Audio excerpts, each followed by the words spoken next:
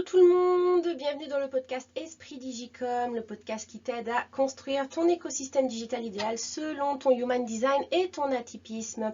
La thématique du jour, on va parler de 5 fausses croyances liées au marketing conventionnel que j'ai fait péter grâce au human design. Bien entendu, si l'épisode te plaît et que ce podcast semble pouvoir être utile à d'autres personnes, n'hésite pas à t'abonner déjà si ce n'est pas déjà fait, à le partager ou à commenter tout simplement. Alors, dans cet épisode, je vais te parler de 5 fausses croyances qui me venaient pour la plupart des formations que j'ai suivies en marketing conventionnel, que j'ai fait péter au fur et à mesure que j'approfondissais ma connaissance de moi-même grâce à mon human design et puis que du coup, j'appliquais ça dans ma boîte en fait, dans mon business. Alors, fausse croyance numéro 1. Être visible partout, tout le temps, c'est la seule façon de développer son business avec succès. Faux. Faux. Vraiment, ça c'est une fausse croyance. J'ai mis un petit moment à la faire péter parce que moi j'étais partie vraiment dans les réseaux sociaux, tout ça. J'étais tout le temps dessus. Je suivais les stats et tout. Tu deviens fou en fait au bout d'un moment à faire ça.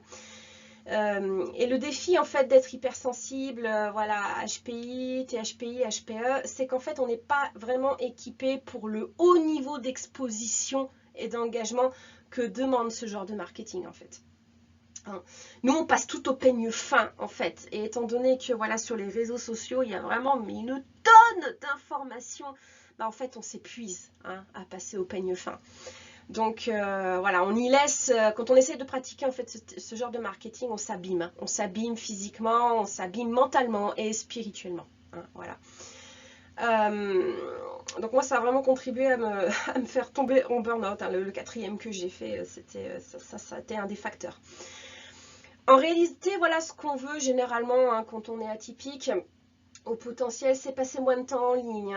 Souvent, c'est ce qui nous convient, mais souvent, on ignore ce désir. Il y a quelque chose qui nous pousse. Pourquoi ? Parce qu'on croit. Il y a cette croyance qu'il faut être visible partout, tout le temps, et que c'est la seule façon de développer ton business. En même temps, sur Internet, c'est beaucoup présenté comme ça. Dans le marketing conventionnel, on te le présente comme ça, et les gros réseaux sociaux ont tout intérêt à te le présenter comme ça, puisque du coup, comme ça, tu utilises leur raison, en fait, tu consommes leurs produits. Donc, ils n'ont absolument aucun intérêt à te dire le contraire. Donc, j'ai envie de te dire, déjà, enlève-toi cette fausse croyance de la tête.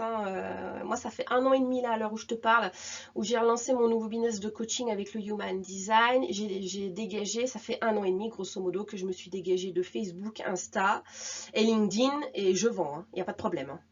Donc, comme quoi, on peut très bien y arriver. Là, vraiment, la vie m'a montré le contraire. Donc, c'est faux, c'est totalement faux.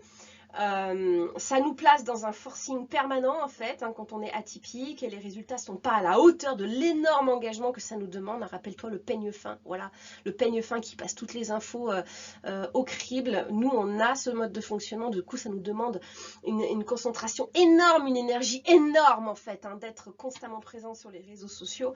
Là il s'agit simplement de respecter son fonctionnement en tant qu'atypique.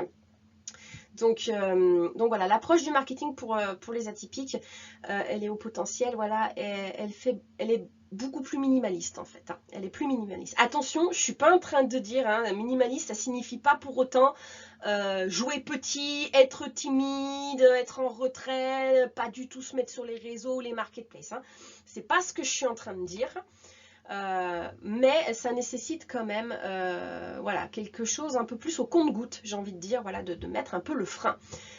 Il s'agit d'inspirer en fait, il s'agit d'inspirer les autres, d'inspirer avec des changements positifs, avec notre message. Tu as dû entendre le fameux message marketing, ça tu peux pas le louper, pour le coup je suis d'accord, c'est vrai.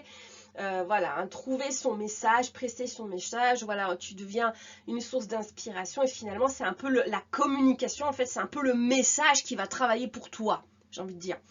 Et du coup toi tu vas pouvoir te retirer. C'est l'idée en fait. Donc il va s'agir d'être authentique, d'être éthique, authentique, de communiquer tes valeurs, et de ne pas succomber aux techniques trompeuses du marketing conventionnel, comme celle du FOMO, Fear of Missing Out, la peur de manquer une information importante, sur laquelle les réseaux sociaux jouent énormément. Style Facebook et compagnie sont vraiment là-dessus. Pour le coup, eux, ils ont très bien étudié nos cerveaux, ils ont très bien étudié les comportements humains hein, derrière, ils sont pas bêtes. Ils ont compris que voilà, à l'heure d'aujourd'hui, c'était un petit peu ouais, c'est le mal du siècle, ça, cette peur de manquer une information, hein, tout simplement, parce que notre cerveau, à chaque fois qu'il voit une nouvelle notification, un nouveau truc, il s'agite, voilà, et on a peur de manquer quelque chose, des fois c'est même plus fort que nous. Donc voilà, mais tu peux reprendre la main hein, là-dessus, hein, tu peux reprendre la main. Donc voilà, il s'agit d'avoir un haut niveau d'intégrité en fait quand tu communiques sur ton business. Donc bien prioriser ton bien-être et ta santé d'abord, hein, te faire confiance, même quand tes idées vont à l'encontre de ce que tout le monde fait ou dit, justement, j'ai envie de dire justement, en tant qu'atypique, c'est justement là qu'il va falloir persévérer. Hein. De toute façon, ça va souvent être le cas, puisque de toute façon, par défaut, tu vas être à contre-courant. Hein, on ne pense pas comme les autres, donc de toute façon, par défaut, on est à contre-courant. Et généralement, ben, voilà, moi, c'est en me laissant justement ce contre-courant que j'ai développé mon business. Hein. Donc, il va s'agir d'utiliser les réseaux sociaux uniquement pour déposer ton message, voilà, comme un prêcheur. Et après, tu t'en vas, voilà. Et si ton message, il est bien fait, s'il est impactant, s'il est magnétique, eh ben, il va faire le boulot à ta place. Voilà, c'est ça le but du jeu. Hein. Voilà, parce que jouer les consommateurs, ça va t'épuiser. Hein. Il vaut mieux prendre tes distances et réguler ton exposition. Donc, quand tu fais ça, tu te reconnectes à tes dons naturels, à ton potentiel, à ton essence. Hein, et pour nous, c'est la façon la plus saine pour trouver notre manière unique de délivrer notre offre et de la communiquer. Hein. Il s'agit en fait de mettre en place une communication magnétique qui bosse pour toi hein, grâce à ton message. Voilà. Alors, juste pour info, parce que je sais que c'est pas évident hein, voilà, de trouver son message et de libérer sa communication magnétique. Donc, si tu as des difficultés là-dessus, sache que c'est un axe hein, sur lequel moi, je travaille hein, en coaching avec vous dans mon programme Origine voilà, entrepreneuse. Hein, voilà, surtout dans l'axe démarrage, hein, aligner et structurer ton offre afin de retrouver la confiance dont tu as besoin pour la communiquer. Voilà, c'est là on parle pas mal de communication hein, sur cet axe-là et c'est là où je vous apprends les bases de la communication magnétique et à faire un message fort, voilà, un message qui va impacter, voilà, un message qui va bosser pour toi. C'est ce qu'on demande à une strate de com, non? Enfin, excuse-moi, mais moi, une strate de com, elle a aucun sens. Pour moi, ça n'a pas de sens si elle bosse pas à ta place, si elle filtre pas à ta place. Moi, c'est ce que j'ai voulu mettre en place et là, je l'ai mis en place. Et ça marche très bien. Moi, je passe pas d'heures au téléphone, je fais pas le tri. Enfin, ça, c'est ma com qui le fait à ma place. Je passe pas mon temps sur les réseaux non plus. Hein. Ni après mes mails, ni... non, là-dessus, j'ai récupéré la main, quoi. Pourquoi? Parce que j'ai une communication, une strate de com qui travaille à ma place. Hein, elle fait le commercial à ma place, hein, grosso modo, enfin une grosse partie en tout cas, à ma place. Voilà, et ça fait du bien, je t'assure. Fausse croyance numéro 2. J'ai besoin de suivre un modèle, une solution existante. Alors ça, c'est normal. Hein, quand tu démarres, c'est normal, surtout si... voilà, si tu n'as jamais fait de marketing ou autre, tu peux te sentir un peu perdu là-dessus. Hein, voilà, et du coup, c'est normal de chercher à s'identifier à un modèle, voilà, à un template, en tout cas quelque chose qui va te mettre sur la voie. Le souci, par contre, c'est que en tant que neuroatypique, on ne peut pas vraiment s'identifier aux solutions clés en main, aux modèles classiques hein, du marketing conventionnel autour de nous.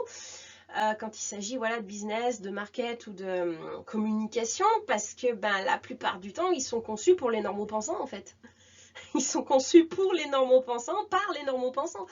Donc, alors des fois, il y en a qui arrivent à s'adapter, qui trouvent vite le truc, et moi, perso, non, ça n'a pas vraiment été le cas. Hein. J'ai essayé beaucoup de techniques hein, de marketing conventionnel, et voilà, ça n'a jamais eu vraiment le succès en fait que j'attendais. Hein, voilà, en utilisant ces techniques-là. Donc, je peux pas dire pour autant qu'il n'y a eu aucun résultat, mais enfin, voilà, il n'y avait pas des résultats de ouf, quoi, par rapport à l'effort que ça me demandait de suivre ce genre de technique.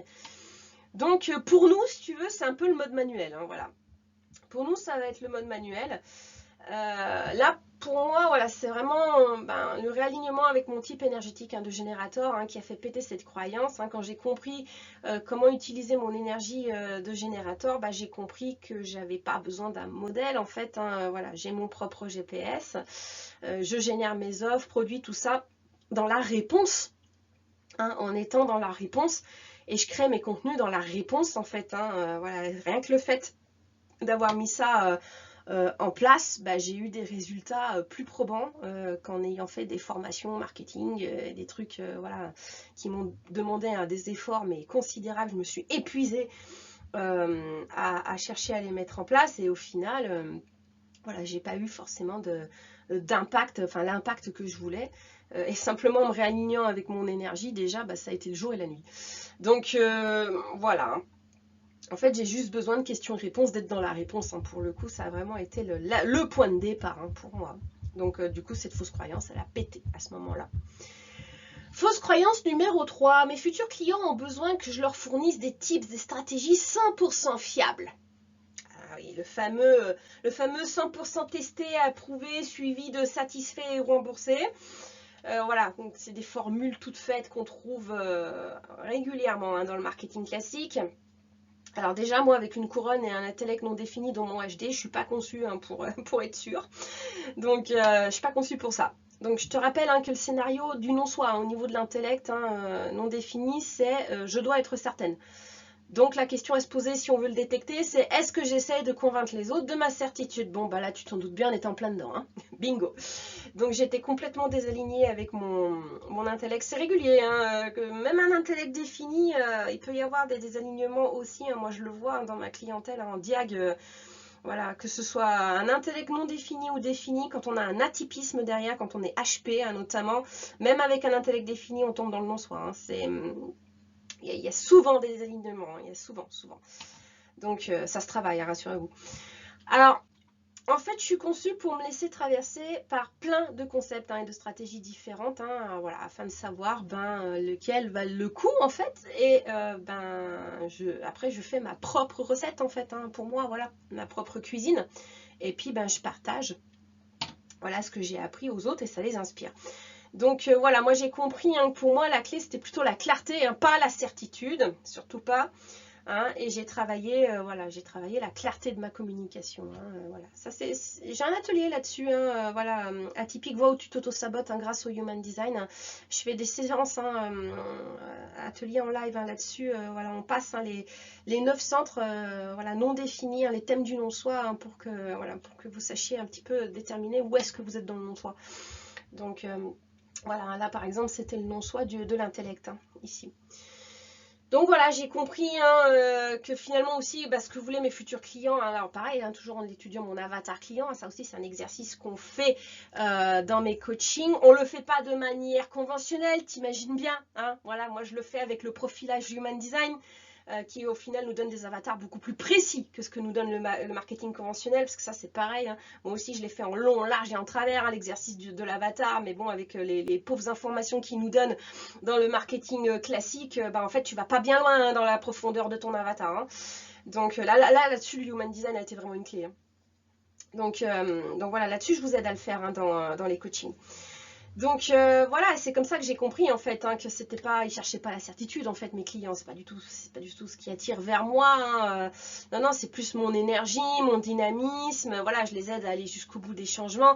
Ils attendent aussi que je les aide à structurer hein, leur offre, leur communication, que je les aide à trouver leur message. Voilà, que je les aide à libérer hein, leur magnétisme, à se réaligner finalement avec leur vraie nature, à comprendre leur atypisme aussi. Voilà, parce qu'il y a beaucoup d'interrogations aussi vis-à-vis de l'atypisme hein, et comment on peut justement mettre en place les stratégies qui te conviennent en tant qu'atypique, hein, puisque la plupart ne sont pas faites pour toi. Donc voilà, c'est plus ça en fait hein, qu'ils viennent chercher et c'est pas la certitude. Hein. Voilà, donc si c'est aussi ce que tu attends, écoute, tu retrouves toutes les infos hein, sur mon programme Origine Pro, hein, démarrage sur espritdigicom.com/coaching, rubrique coaching. Fausse croyance numéro 4. Pour convertir en client, il faut que je fasse copain-copain. Faut aussi, comme moi, tu as une ligne 5 dans ton profil. Ça marche bien pour les lignes 4, par contre. Mais moi, j'ai une ligne 5. Et voilà, pour la ligne 5, non. Quand j'ai compris comment fonctionnait la ligne 5, en fait, j'ai tout de suite arrêté de faire ça. Et du coup, ça a été bénéfique à tous les niveaux. Hein. Là, j'ai vu une réelle différence dans mon relationnel avec mes prospects et mes clients. Donc, voilà, une ligne 5, en fait, elle se constitue un réseau d'inconnus. Hein. Contrairement à la ligne 4, elle qui va se constituer un réseau effectivement de proches, d'amis, famille. Donc elle a tout intérêt à faire copain-copain, à sympathiser. Voilà, mais étant donné qu'il y a énormément de lignes 4 dans le marketing, ils en ont fait une généralité. Et ça, c'est faux, parce que ça ne convient pas à tout le monde. Ça convient surtout aux lignes 4. Donc voilà, une ligne 5, par contre, vraiment, là, c'est à proscrire. La ligne 5, c'est un pompier solitaire. Elle éteint le feu et elle se retire. Voilà. Donc, plus tu fais copain-copain, plus tu vas te faire mépriser, en fait, avec une ligne 5. Donc, la ligne 5, les gens, ils projettent leurs attentes sur toi. Hein. Donc, plus tu le joues convivial, bah, plus les attentes qu'ils projettent sont élevées et donc irréalistes. Voilà. Et au moment où ils vont s'apercevoir bah, que tu ne peux pas les sauver, bah pour toi, ça va être la douche froide. Hein. À ce moment-là, voilà, tu passes de je t'adore à je te déteste en un claquement de doigts, hein, une fraction de seconde, et tu te demandes bien ce que tu as bien pu dire ou faire de mal, parce que là, c'est tellement subite que voilà, du coup, tu sais pas, tu comprends pas ce qui se passe. Voilà, ça, c'est des situations qu'il n'y a que les lignes 5 qui le vivent. Du coup, mais voilà, nous, pour mettre en place un marketing, on ne peut absolument pas se fier au conventionnel, hein, les lignes 5. Il faut vraiment comprendre comment fonctionne l'aura hein, de cette ligne. Hein. Donc je te rassure, hein, la ligne 5, t'as rien fait de mal, hein, bien entendu, hein, à ce moment-là. Il ne s'agit pas de toi en fait. Hein. T'es pas responsable des films que les gens se font dans leur tête. Hein. Voilà. Hein. Donc, mais le danger pour toi, par contre, voilà, si tu ne te réalignes pas avec l'aura de cette ligne, si tu la comprends pas et que tu voilà, l'intègres pas, c'est quand même une aura particulière à la ligne 5, bah, c'est que du coup tu vas te retrouver avec des clients qui vont ternir ta réputation hein, et donc l'image de ton entreprise, parce qu'au moment bah, où il va y avoir la bascule là, hein, où ils vont passer de je t'adore à je te déteste, bah là à ce moment là ils peuvent se retourner contre toi, ils peuvent baver sur toi, voilà, ils peuvent baver sur ton entreprise et tout, alors qu'au départ ils t'admiraient. Hein. Voilà, donc ça peut être violent hein, pour la ligne, bah, nous le nom, hein, hérétique, hein, voilà. Donc, alors ça en plus quand tu es doublé d'un haut potentiel, hein, voilà, d'un HPI comme moi par exemple, ben voilà, la bascule elle est encore plus forte, elle est encore plus intensive hein, dans la mesure où par défaut déjà on est différent, voilà, on pense pas comme les autres, on est à contre-courant, donc déjà ça c'est pas forcément accepté ou compris en face. Voilà, donc doublé d'une ligne 5, là c'est encore exacerbé, hein, puis tu deviens vite la tête de turc ou voire la cible à abattre hein, quand on a fait la bascule en fait. Hein. Voilà. Pour info, ben voilà, si c'est quelque chose qui t'intéresse, hein, le réalignement avec la ligne 5, j'ai fait une masterclass là-dessus, voilà, sur la ligne 5 et la gestion hein, du champ de projection. Tu la retrouves du coup sur mon site, hein, espritdigicom.com, rubrique atelier, un menu atelier. Voilà, tu retrouves mes ateliers en live, mais tu retrouves aussi mes ateliers en masterclass, hein, voilà, en vidéo. Donc voilà, si jamais ça t'intéresse hein, pour la ligne 5. Et fausse croyance numéro 5, la dernière, il faut que je sois plus. Voilà, que je fasse plus, que j'ai plus, le plus rapidement possible. Alors oui, moi j'étais énormément comme ça dans mon premier business. Bah, c'est ce qui fait qu'à l'âge de 35 ans, je suis arrivée à 4 burn-out, hein, 2 partiels, 2 global, voilà. Donc il y a eu un changement, un changement s'imposait au niveau de cet état d'esprit et c'était une fausse croyance bien entendu. Alors souvent le marketing conventionnel nous encourage en fait à garder un œil sur la concurrence. Bon, j'ai envie de dire ça part d'une bonne intention. Du coup tu vas regarder ce qu'ils disent, ce qu'ils font, ce qu'ils offrent, etc. J'ai envie de dire tant que ça t'inspire et que ça n'agite pas ton système nerveux, ça va. Hein. Mais souvent, ça suppose aussi de s'abonner, tu sais, pour les suivre, voilà. Puis tu rentres dans leur tunnel de vente, puis après, tu as tous leurs mails et tout. Puis tu les suis sur les réseaux, tu as toutes leurs notifications et tout. Et du coup, là, je te pose une question. Voilà, quand tu suis tes concurrents comme ça, soi-disant pour choper des idées, est-ce que tu as déjà senti un coup de pression? Voilà, en te disant, oh là, il faudrait que je fasse plus là. Oh là là, je suis à la traîne. Oh, putain, lui, il a déjà tout ça. Putain, moi, j'ai pas. Voilà, après avoir jeté un œil sur tes concurrents. Voilà, sous-entendu, je suis pas assez. Voilà, sous-entendu, j'ai pas fait assez, j'ai pas assez, je suis pas assez. Voilà, moi, c'était mon cas. En tant qu'HPI, bien entendu, le process était exacerbé. Hein, et moi, ça venait directement alimenter mon syndrome de l'imposteur. Hein, pendant des années, le je suis pas assez, c'est le syndrome de l'imposteur. Donc, voilà, c'était un des premiers facteurs en fait qui alimentait le syndrome. Donc effectivement, bah, quand j'ai fait péter cette fausse croyance, du coup ça a apaisé aussi hein, le syndrome de l'imposteur. C'est l'étude de mon centre ego, hein, pour le coup, en Human Design, qui m'a fait comprendre hein, qu'en fait cette fausse croyance est totalement dénuée de sens. Voilà, hein, j'étais désalignée avec le centre, hein, c'est tout.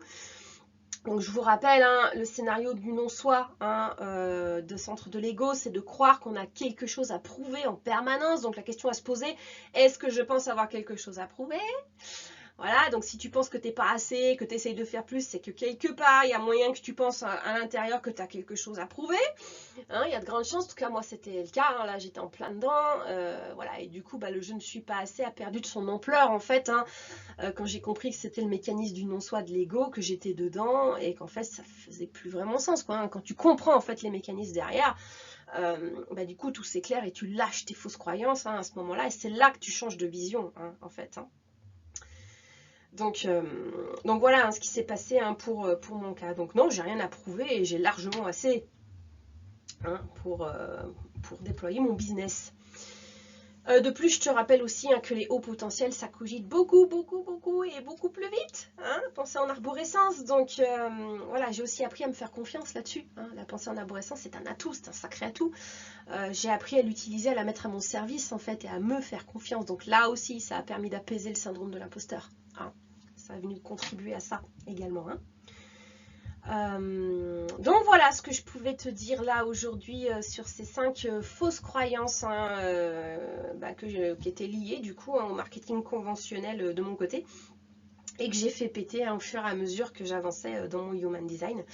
Donc voilà, je te laisse méditer sur ces infos. J'espère que l'épisode t'a plu. Rappelle-toi, il n'y a ni bonne ni mauvaise stratégie de communication digitale ou vente. Voilà, il y a juste des êtres humains avec leur mode d'emploi. Et parce que le développement personnel et business sont vraiment liés, hein, intrinsèquement liés, oui, tu peux booster ton business tout en expérimentant, en appliquant ton Human Design. Moi, c'est ce que je fais.